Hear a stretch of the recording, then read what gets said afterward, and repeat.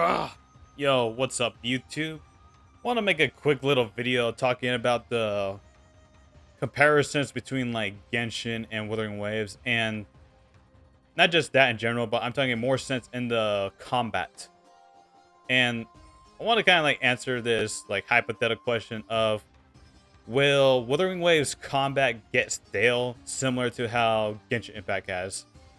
Well, the quick short answer of it, I think, is no. And I feel like it's pretty clear why, but I'll explain anyway. Here's my here's the way I see it, okay? So with Genshin Impact, the way the combat is that you pick 4 characters, you swap out. Each character has their own ability, and they are built or used in a certain way to where that it gives them limited options on what they can do as a character.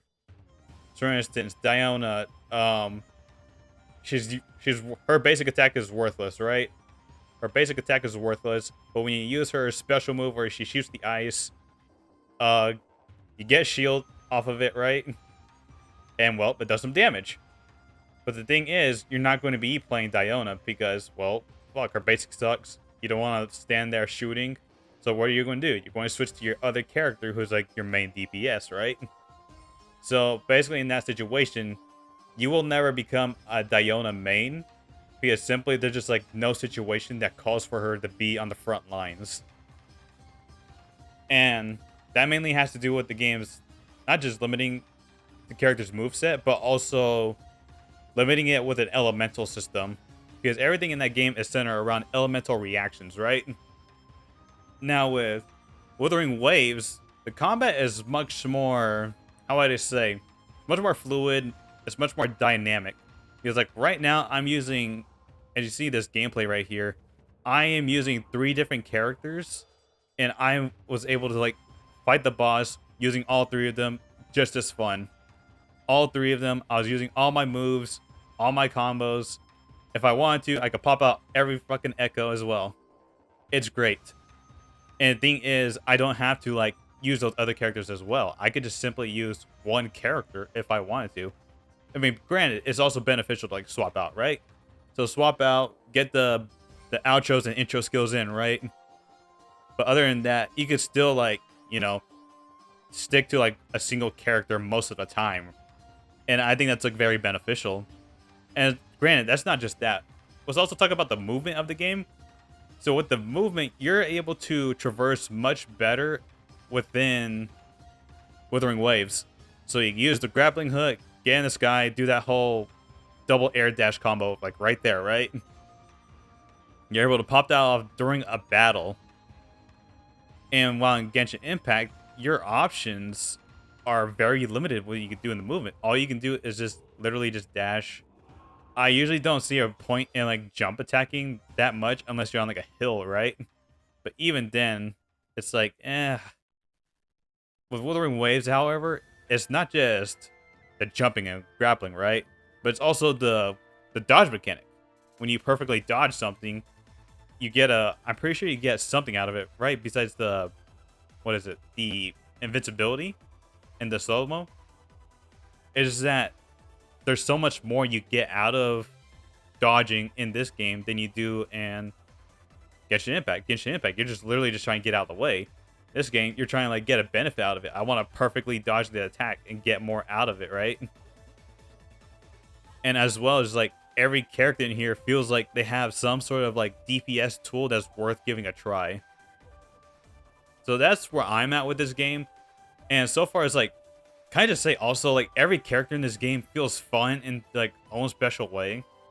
Like Grant Genshin, all the characters most of the characters I feel like they can be fun, but the problem is there's such a restrictive moveset that's like there's hardly anything you could do. It's like one or two cool things, and after that, that's just about it, right? That's like the majority of like the side characters. Like, who the fuck wants to play Bennett, man? No one wants to play fucking Bennett. The only reason people play Bennett is because he's beneficial to the main character you're trying to play, and that's about it. But anyways, going on like a little tangent right there. But yeah, I think Wuthering Waves combat is just it's going to last much longer, especially because every character's moveset is very dynamic on what they're doing. And the fact that, like, it feels like anybody in this game could be a main DPS. Even the healers in this game, you have play as like a DPS. I saw like gameplay of Arena where a fighting game player was able to jump low enough where she's able to just like spam her what is it? Spam her attack. And that shit was awesome. And sorry for the videos lagging, the Twitch. I'm just like recording like, there we go. It's computing. Never mind that. Anyways, she's able to spam her air attack in the air, and fuck, it just froze again, but never mind that.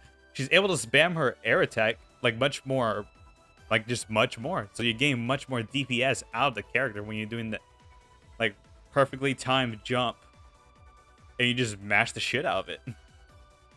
So yeah, I don't think this combat will get anytime stale soon, right? I don't think it's going to get stale anytime soon, because again, every character's got their tools. Every character's got like the way you could play them. And the thing is, if you don't like how that character plays, guess what?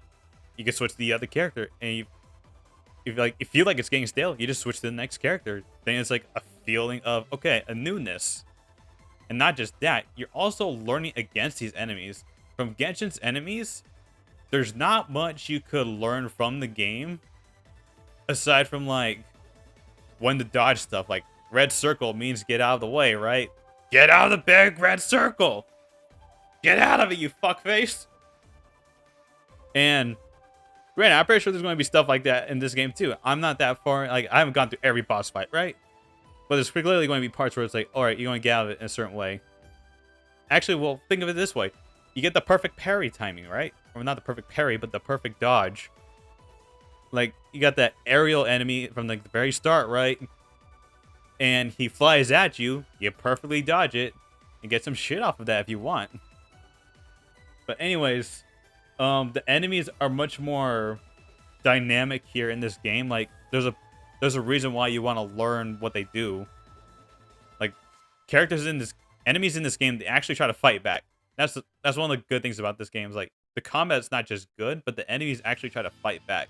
In Genshin, it feels like the enemies are kind of like holding back, and they do an attack like every 5 seconds. And 5 seconds is like 5 seconds too long. Like, fuck, dude. Like, Jesus.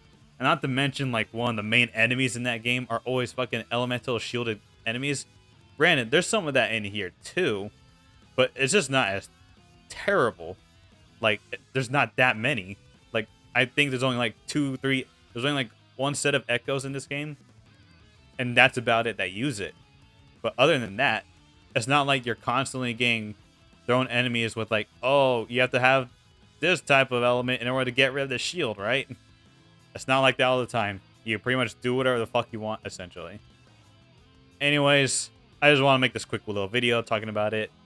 If you enjoyed the video, give it a like. Feel free to subscribe. Join the Discord below. All that shit will mean everything to me. We're almost at 100 subscribers. And if we get there, I may get some new artwork. We will see. And yeah, that's going to wrap it up here. And yeah, thanks for watching. Do the outro.